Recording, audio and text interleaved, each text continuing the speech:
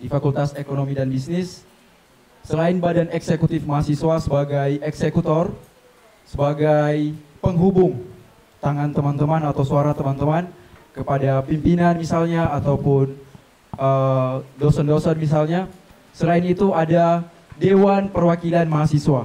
Jadi untuk BEM sendiri itu, torang bukan hanya sekedar seperti yang Kak bilang tadi, event organizer. Torang sebagai organisasi yang memperjuangkan hak-hak mahasiswa. Sejauh apa harga tawar dari teman-teman saat ini terhadap pihak kampus, dengan apakah aspirasi dari mahasiswa ini dipertanggungjawabkan 100%? Mungkin sekarang lebih enak karena torang rektor sekarang memberi akses langsung ke rektor. Jadi ketika torang nak mampu menanggulangi di fakultas, torang bahan eksekutif ada akses langsung ke rektor. Pimpinan organisasi itu, apakah teman-teman masih kritis terhadap isu-isu yang ada, entah isu sosial, politik? Memang torang mesti fokus di dalam organisasi di dalam, tapi juga menjadi torang petanggung jawab untuk sama-sama mengawal negara ini. Nah, yang ingin saya tanyakan, ketika kita masuk di dalam sebuah organisasi, terjun di dalam sebuah organisasi itu, apakah tidak menjadi penghambat? Bila mana ada anggota organisasi yang tidak aktif, atau dengan kata lain cuma menumpang nama, langkah apa yang akan diambil atau cara bagaimana untuk mengajak mereka agar aktif kembali? Kita mau bertanya dulu. Ngoni kenal yang ada di muka sini siapa? Nyanda. Siapa yang masuk Fakultas Ekonomi karena keinginan sendiri, angkat tangan? Siapa? Karena apa? Ini karena apa? Karena apa tadi? Oh, karena ada lulus SNMPT di sini. Oh, ini kata cuma karena ada lulus SNMPT. Siapa lagi yang masuk di Fakultas Ekonomi karena keinginan sendiri, boleh angkat tangan? Ya, sekitar 2.300 orang ini. Cuma seperempat dari ruangan ini. Yang lain gara-gara apa, Dang? Mama ada suruh. Apa? Ini apa? Karena takdir. Oh, karena takdir kata. Kalau orang teman bilang ini. Siapa tuh nama? Jaini. Orang teman Jaini bilang kata karena takdir. Karena takdir masuk di Fakultas Ekonomi, Kang. Kalau karena ada ikut teman, angkat tangan. Siapa yang karena ada ikut teman? Jujur, Jo, jujur.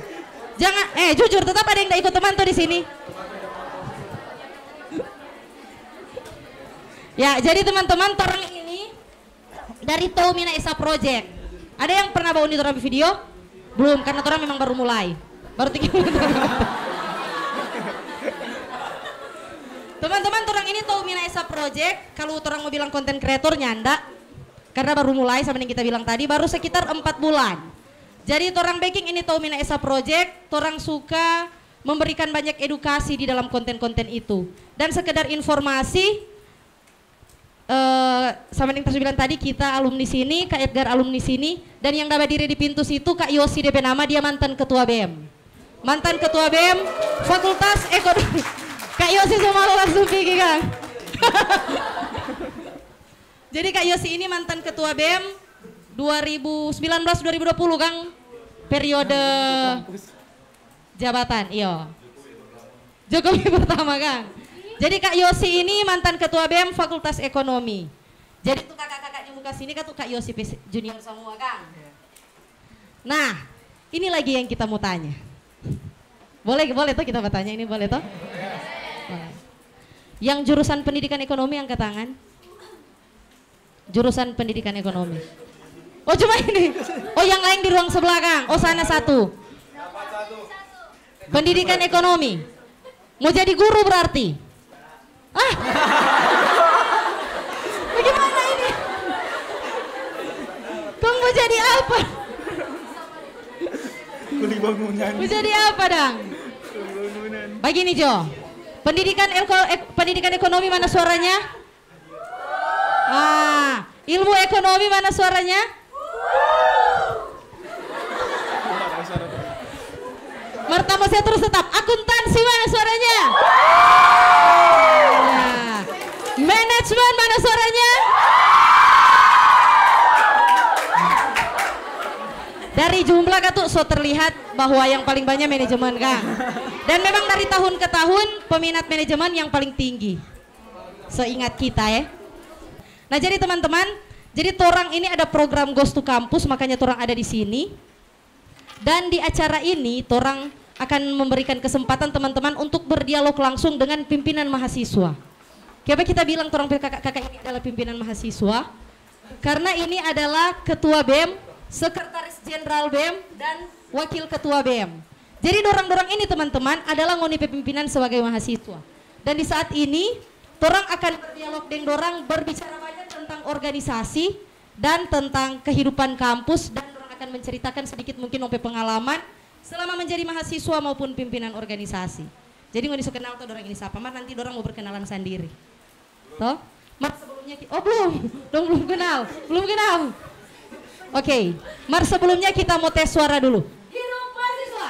Hidup. Ada ketik suara Kang. Tak kira so nak jabahin. Mars Vekon so belajar Mars Vekon? Belum? Oh, ini kata hari pertama Kang. Jadi memang belum belajar. Mar kakak-kakak mesti belajar tuh Mars Vekon. Kak Edgar masih hafal Mars Vekon? Masih Kang. Orang kok alma mater Unima orang. Nah, jadi begitu teman-teman. Duduk juga kita supaya toh. Pegang di tengah, oke. Siap. Ya, jadi sekali lagi kakak-kakak yang ada di depan sini adalah pimpinan mahasiswa di Fakultas Ekonomi.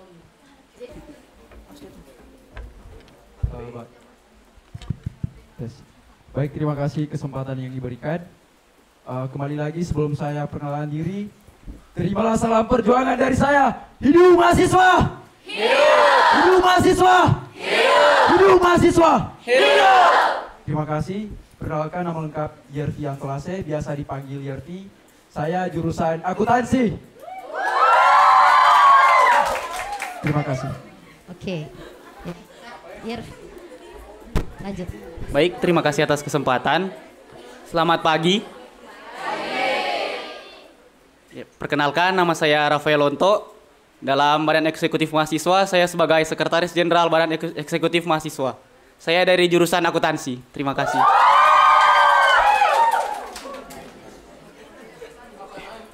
Assalamualaikum warahmatullahi wabarakatuh. Selamat pagi.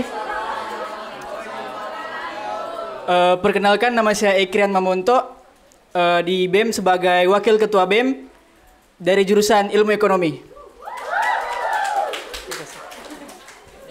Nggak bisa tahu toh? Yang ketua BEM siapa nama? Yang sekjen BEM siapa? Yang wakil ketua BEM siapa? Siapa? Jadi karena ini torang mau ada diskusi teman-teman. Jadi torang mau diskusi antara torang dengan torang kakak-kakak ini dia ngoni. Torang ini semua langsung masuk di pertanyaan-pertanyaan dan ya dialog yang torang so bicarakan tadi. Tong udah bahas di briefing Kang. Nah mungkin lah nak ada briefing toh.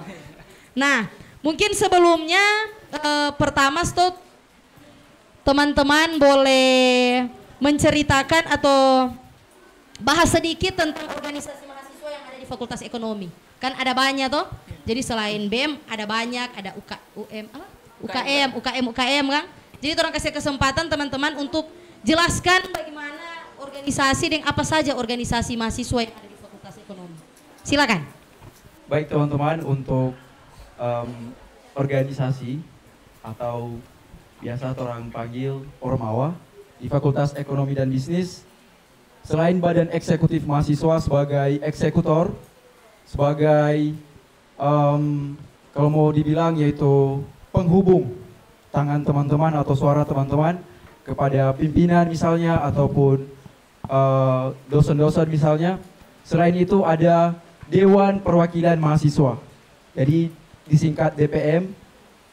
Singkatnya DPM ini yang bertugas mengawasi kerja badan eksekutif mahasiswa. Dan selanjutnya ada himpunan-himpunan.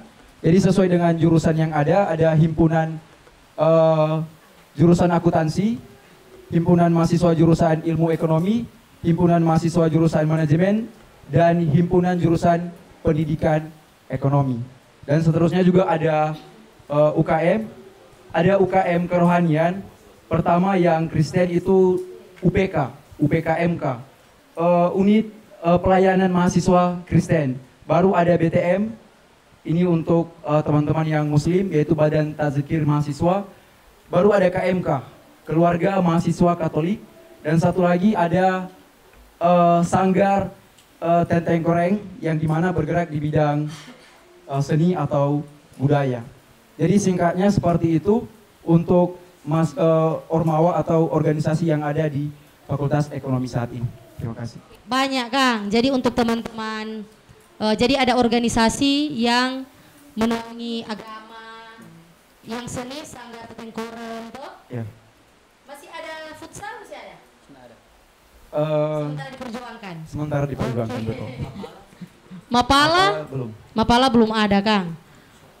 Iya, mungkin setahu ini belum aktif lagi Kang. Vakum Kang. Maka Mapala vakum. Nah, mari teman-teman kalau misalnya ada ngoni mau usul kegiatan apa boleh toh? Misalnya mau bikin organisasi apa yang berkaitan dengan ya yang berhubungan dengan kampus boleh Kang? Boleh, boleh. Yo. Dari ada ngoni yang mau usul? Supaya boleh jadi apa UM apa DP UKM. UKM ada? Oh, nanti kalau ada mau dipikir-pikir langsung tanya. Nah mungkin orang mau langsung lanjut di pertanyaan selanjutnya. Karena berbicara tentang organisasi hari ini banyak sekali stereotip atau pandangan mahasiswa yang mengatakan ini pimpinan organisasi kok cuma bikin kegiatan Jo. Toh?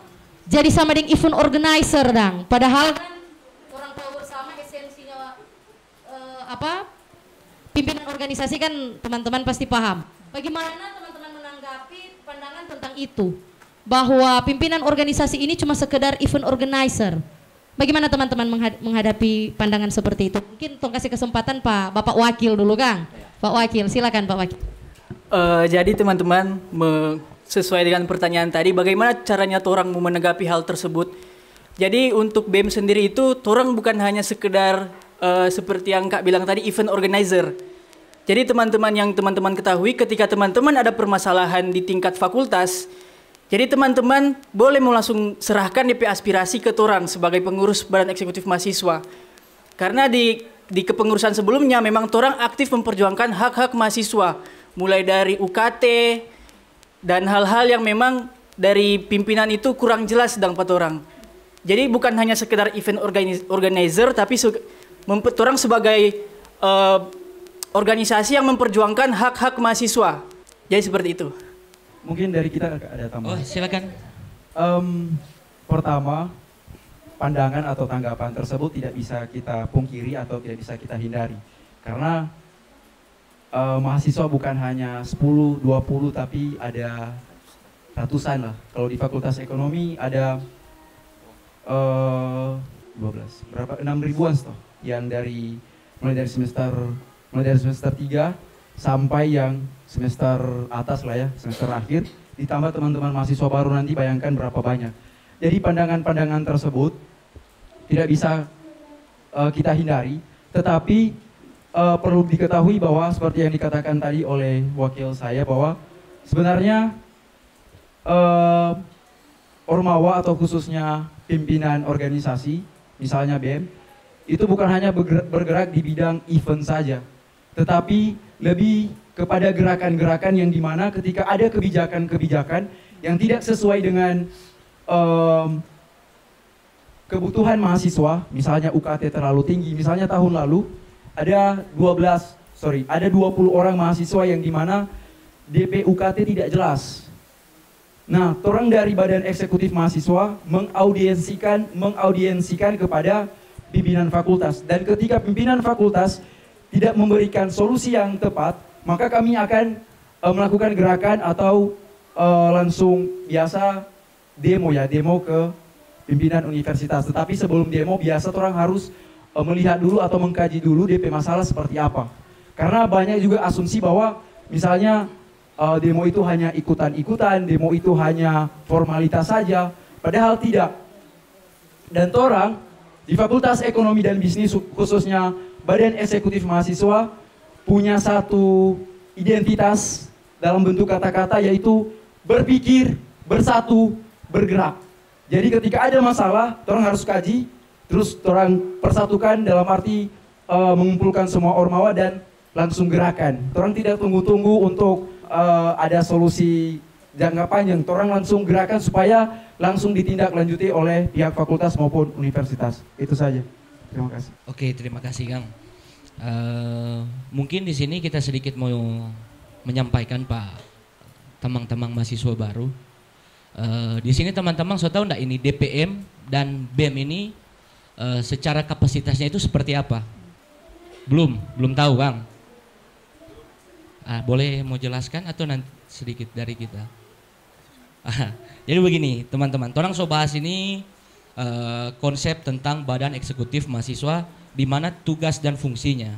Teman-teman mesti paham dulu bahwa di kampus itu ada Dewan Perwakilan Mahasiswa.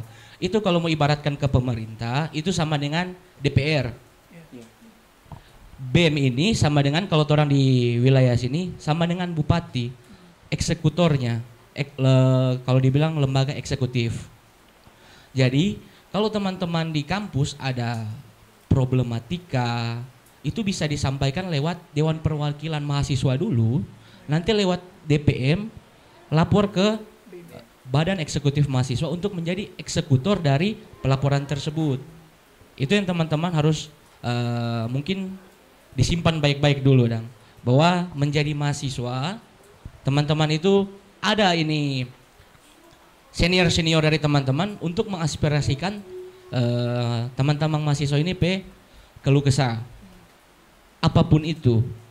Nah, keluh kesah di sini yang kita maksud ini berupa hal-hal yang teman-teman merasa tidak ada ketidakadilan di dalam kampus.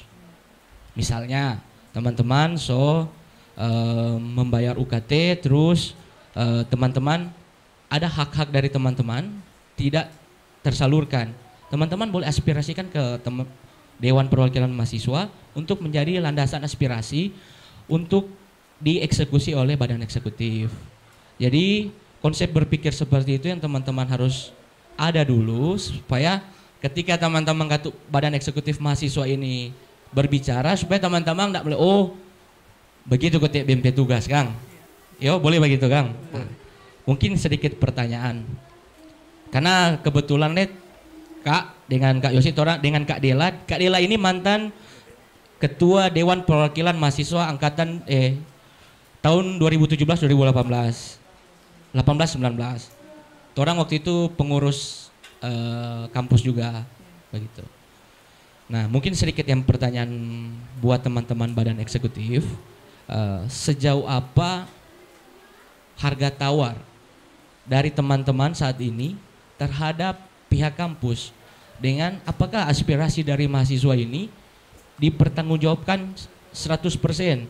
Jangan cuma pilih-pilih mahasiswa yang mungkin karena dia satu suku dengan kita atau karena dia satu kelas dengan kita.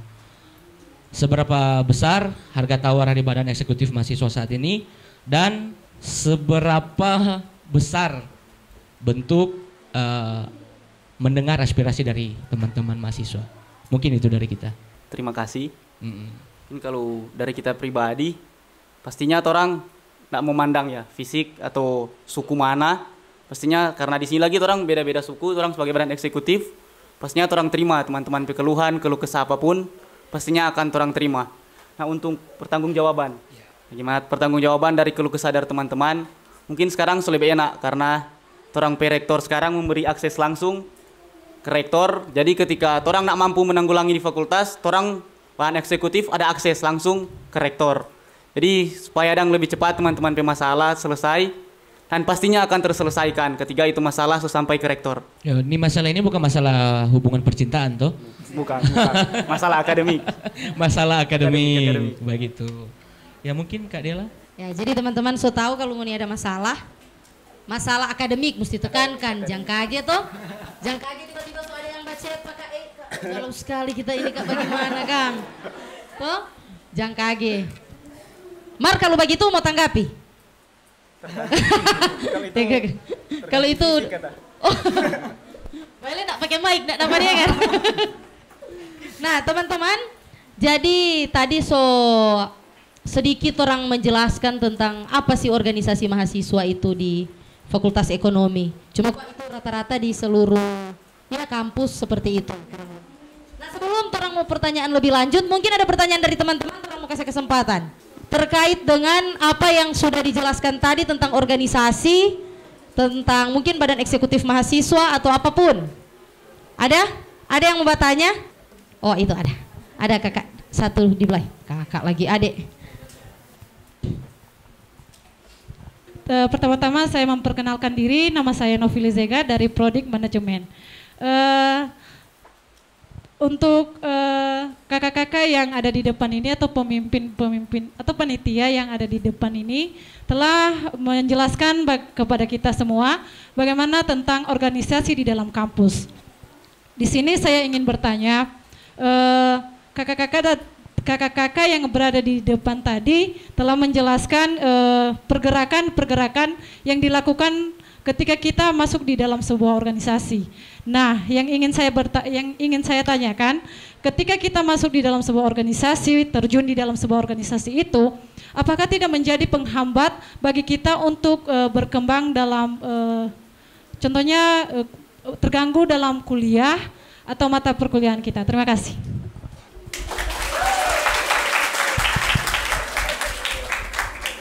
Bagaimana kakak-kakak petanggapan tentang pertanyaan dari Novili ini? Terima kasih kita juga. Iya, silakan.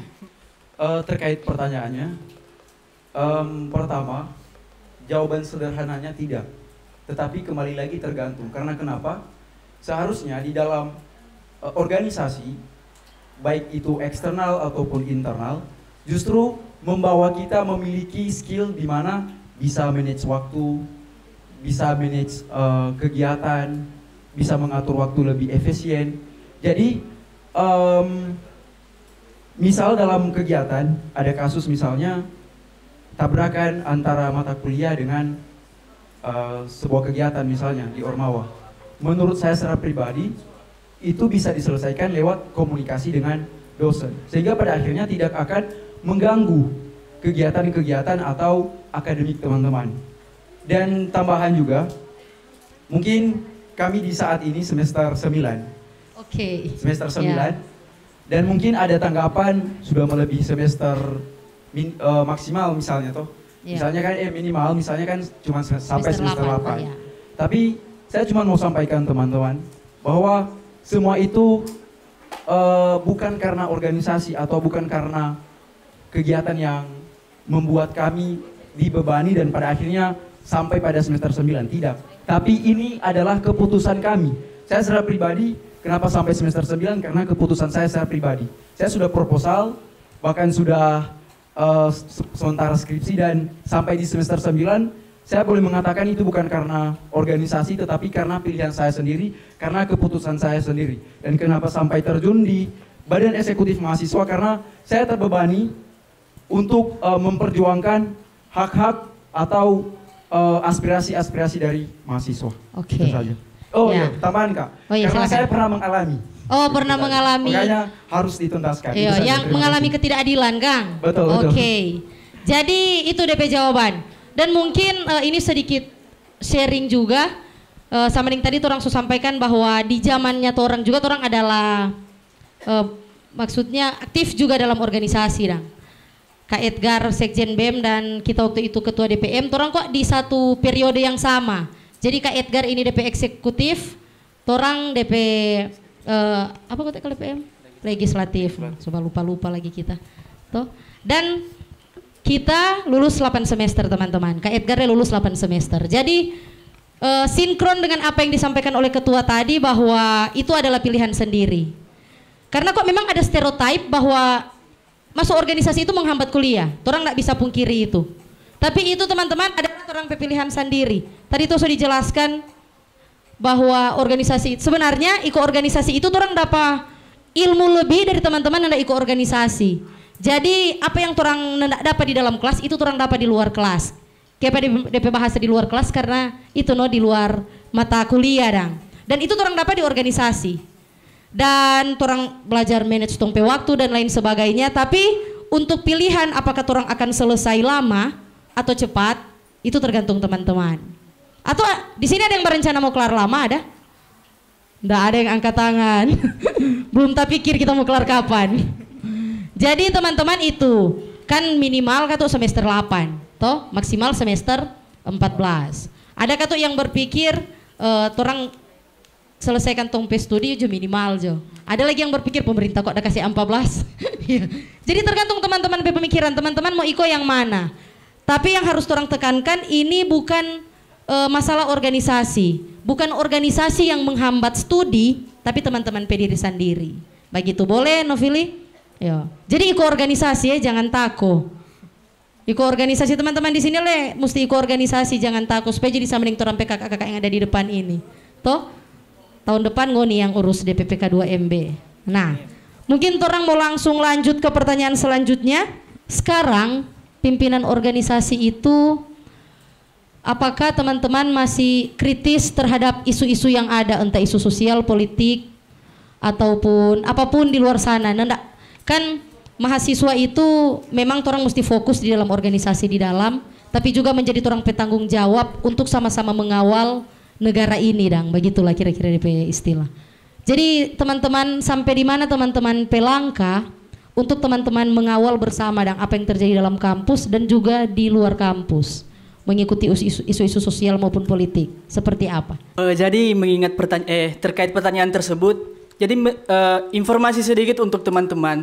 Di Badan Eksekutif Mahasiswa Fakultas Ekonomi dan Bisnis itu ada namanya Departemen Kajian dan Penalaran.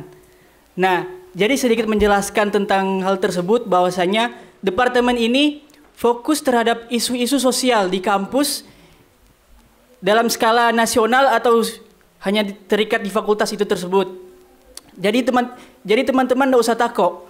Apabila teman-teman punya isu-isu sosial, dari BEM itu bisa mewadahi teman-teman untuk mengkaji hal tersebut, lalu orang pikir bersama DP solusi bagaimana.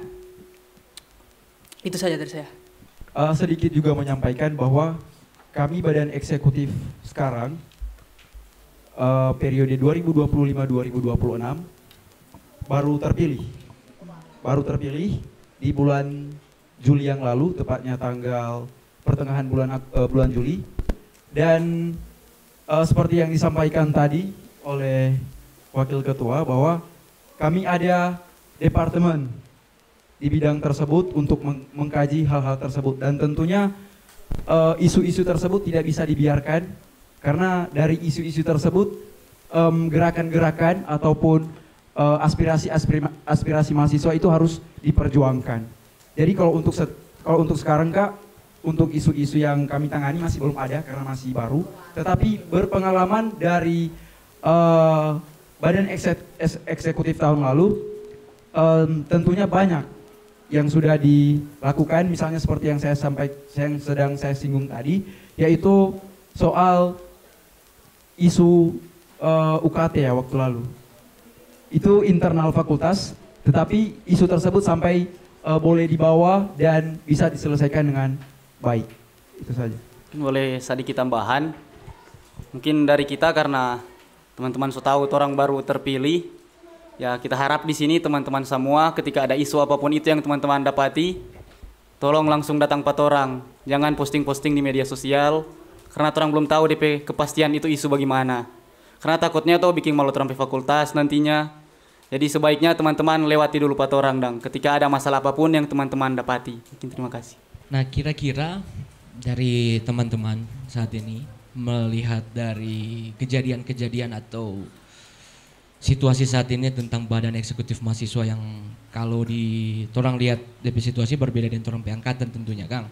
Dari permasalahan yang ada, DP cara penanganan seperti itu. Nah, mungkin kira-kira bagaimana teman-teman menyikapi ketika dari birokrat kampus ada intervensi lebih ke teman-teman badan eksekutif ataupun sebentar si pelapor mahasiswa mungkin diintimidasi atau ada permasalahan sebentar dengan orang pihak akademik. Bagaimana teman-teman akan menjamin itu dan menanggapi itu? Intervensi atau intimidasi dari, kalau mau dibilang oknum lah ya, pasti tentunya ada. Misalnya saya pernah alami ada pimpinan mempersulit ujian proposal saya. Tetapi tentunya secara pribadi kan punya pendirian, dan tentunya karena waktu itu pas mengalami itu saya bukan pengurus BEM, cuman sebatas HMJ, dan tentunya saya tidak takut karena kenapa? Saya melihat bahwa Badan Eksekutif Mahasiswa yang di Fakultas Ekonomi bisa mensupport saya untuk hal tersebut. Jadi seperti yang tadi disampaikan atau disinggung oleh Sekjen, bahwa ketika teman-teman mengalami masalah ataupun intervensi, intimidasi dari pihak manapun, tetap harus disampaikan kepada kami, jangan langsung diposting misalnya. Dan tentunya di dalam internal Ormawa juga, intervensi ini secara pribadi kalau saya ketika ada, perlu ditinjau begitu. Apakah ini pada akhirnya perlu ditinjau atau dikaji yang dimana merugikan pihak siapa, terus dampaknya ke siapa, dan harus ditangani dengan cara apa begitu. Karena misalnya ada intervensi atau intimidasi tersebut seperti yang saya sampaikan, tidak bisa dipungkiri, pastinya ada karena kepentingan-kepentingan yang ada di dalam kampus. Misalnya ada pemilihan ataupun di sementara misalnya ada pemilihan kepala daerah, misalnya pihak kampus ada kepentingan tersendiri. Nah, secara pribadi untuk menangani hal ini perlu audiensi, perlu diskusi, sehingga pada akhirnya dapat jalan tengah. Dan tentunya kebijakan yang kami ambil pastinya secara prinsip tidak bisa atau tidak boleh merugikan kawan-kawan mahasiswa ataupun Ormawa. Itu saja. Terima kasih. Ya, jadi tadi sudah dijelaskan kalau intervensi pasti ada ya. Bahkan sampai intimidasi mungkin tadi Kang, pengalaman Kang. Dan mungkin di zaman torang pernah mengalami hal tersebut.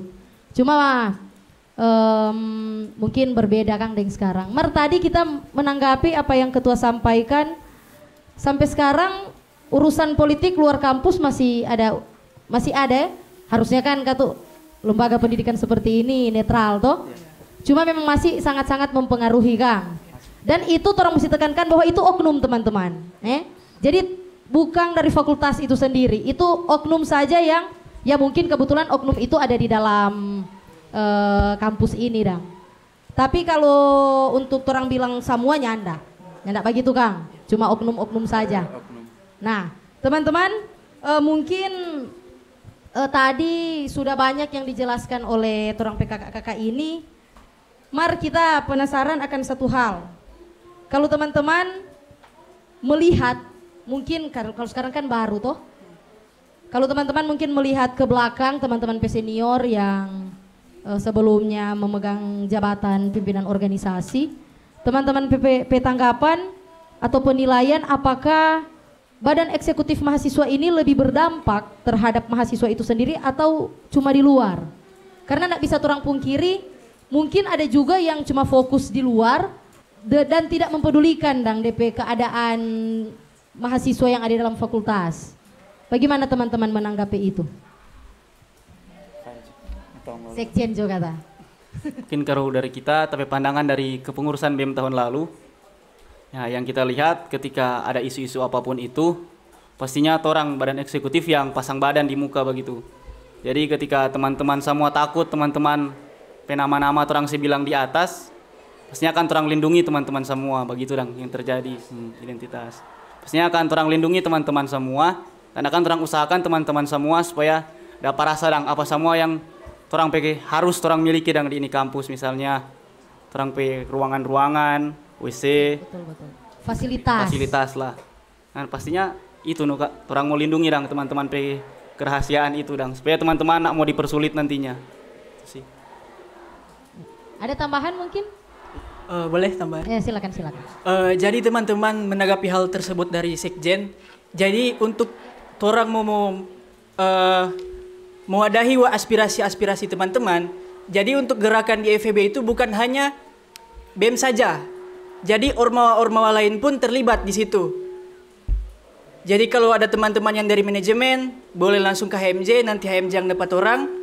orang tetap semua mau bersatu dang. Jadi orang ada slogan di FEB itu DP nama FEB Solid. Jadi orang menjunjung tinggi solidaritas tersebut teman-teman. Itu saja. Oke. Ini waktu so habis Kang. Iya, atau mungkin orang tutup dengan pertanyaan terakhir dari teman-teman mahasiswa tadi cuma satu toh. Ada lagi yang mau tanya? Oh ini. Ya, silakan perkenalan nama, Mbak Tanya. Perkenalkan, nama saya Felicia Gabriela Katrina Lumawa dari Prodi Manajemen. Nah, yang menjadi pertanyaan saya, bila mana ada anggota organisasi yang tidak aktif atau dengan kata lain cuma menumpang nama, langkah apa yang akan diambil atau cara bagaimana untuk mengajak mereka agar aktif kembali? Terima kasih. Jadi kalau di kepengurusan kami karena baru awal, untuk pengurus-pengurus yang tidak aktif masih belum dilihat atau belum dapat diketahui karena sementara persiapan PK2MB pastinya tentunya pengurus-pengurus aktif lah ya begitu. Cuman tahun lalu, pengalaman dengan pengurus tahun lalu, ketika itu terjadi, pertama orang perlu dari pengurus inti perlu menelusuri terlebih dahulu kenapa sampai tidak aktif begitu. Jangan langsung ngejudge atau memberikan surat misalnya atau langsung mengeluarkan dalam kepengurusan. Perlu ada pendekatan terlebih dahulu, mencari tahu DP masalah apa, misalnya sementara sakit, terus atau ada masalah keluarga misalnya. Dan ketika kasusnya tidak mengenai hal itu, maka perlu dari pengurus khususnya BPI atau Badan Pengurus Inti mengeluarkan surat. Ada di peraturan pertama SP1, SP2, baru langsung kalau sudah tidak diindahkan akan dikeluarkan atau dicabut haknya sebagai pengurus. Itu saja. Oke, berarti memang ada proses-proses yang harus dilewati Kang. Cuma memang mungkin dari sama dengan tadi pimpinan intis tuh akan melakukan mediasi mungkin dengan yang bersangkutan. Cuma memang kan tuh nggak bisa dihindari banyak tuh yang begitu-begitu. Cuma suka DP jabatan, DP tanggung jawab, dia mau ambil. Tuh, cuma numpang nama memang sesuai dengan apa yang ditanyakan tadi. Nah mungkin ini terakhir sekali Stow, apa keuntungan dari teman-teman mengikuti organisasi? Toh, dari tadi kita coba cerita, apa DP keuntungan supaya teman-teman mahasiswa yang baru ini tertarik mengikuti organisasi? Apa DP keuntungan? Sebagai pengurus ini Kak atau? Ya, sebagai pengurus atau ya semua no organisasi. Apalagi pengurus toh. Ada Ini privilege mungkin Kang? Ya, privilege Boleh, paling silakan. besar tuh terkenal. Oh oke, popularitas ya. Sama dia ini kan tuh terkenal tuh popularitas Baru ya. Kang. Berikutnya pastinya orang pe koneksi dengan dosen. Nah, dimana orang karena banyak sekali pastinya kegiatan, orang akan mau dapat yang dosen. Nah, orang pasti akan saling kenal dengan dosen itu.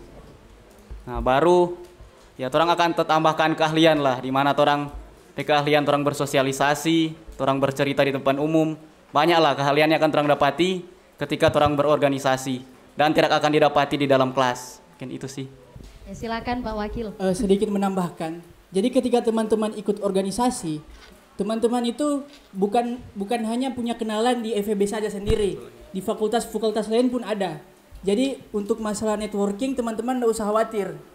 Jadi ikut organisasi itu banyak DP keuntungan, banyak kenalan, manajemen waktu yang baik. Pokoknya itu diri itu pasti mau berkembang teman-teman.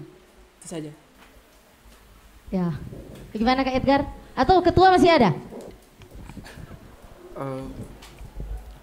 Kalau tambahan kurang lebih seperti yang Sekjen ataupun Wakil sampaikan, tentunya tergabung di dalam organisasi,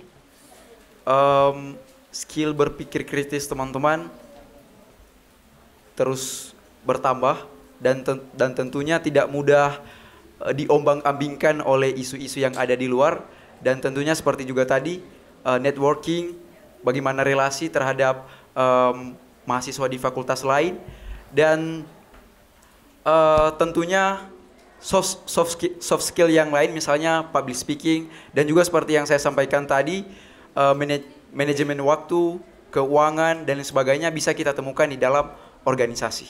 Itu saja. Oke, terima kasih banyak. bagaimana, boleh puas dengan jawaban-jawaban dari terang pimpinan organisasi ini, puas?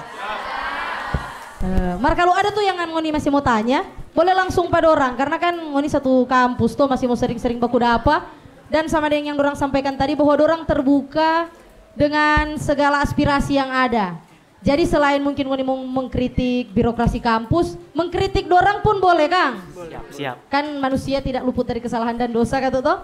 Kalau misalnya kakak-kakak pimpinan ini melakukan kesalahan, ngoni boleh langsung kritik pada orang. Karena orang terbuka juga untuk hal itu, Kang. Jadi terima kasih untuk kesempatan hari ini, teman-teman panitia PK2MB Fakultas Ekonomi, pimpinan Fakultas Ekonomi yang sudah memberikan kesempatan bagi kami, Tomina Esa Project, untuk sama-sama orang mengadakan acara ini. Semoga orang bekerja sama terus berlanjut, Kang, setelah ini. Amin. Kang. Dan yang terakhir mungkin jangan lupa follow YouTube, TikTok dengan Instagram Tomina Esa Project DP nama. Jangan lupa orang sama-sama saling mendukung, Dang. Toh? Jadi sekali lagi terima kasih, semoga orang bertemu di waktu-waktu mendatang.